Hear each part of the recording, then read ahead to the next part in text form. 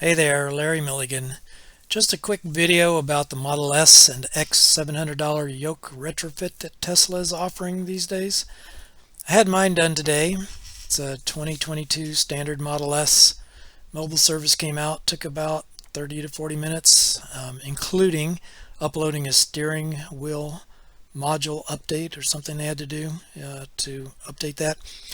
But it also included a new airbag assembly, apparently, although everything looks the same and the attachments all look the same. Sadly, still no horn for the center steering wheel pad. You have to hunt and peck to find the tiny little horn button on the right arm of the wheel. But I did get to keep the yoke, just in case I sell this later. It might be an added option for a buyer. The car drives like a whole different vehicle now. Not just because of the difference between the round wheel and the yoke, which is a big deal itself, but the steering feels tighter and more accurate now.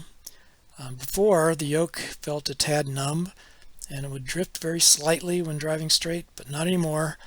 It feels accurate and responsive. No noticeable drift at all. It feels like a lighter and more agile car now, more like the Model 3 Performance, but just roomier and smoother and quieter. Maybe because of something changed with the programming, but it is a bigger difference than I had expected, and all for the better.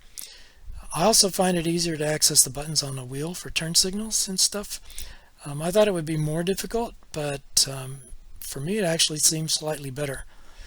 Overall, I'm loving the change. The only problem now is I'll be looking for even more excuses to drive this car. So Tesla just keeps getting better and better even after you've bought them.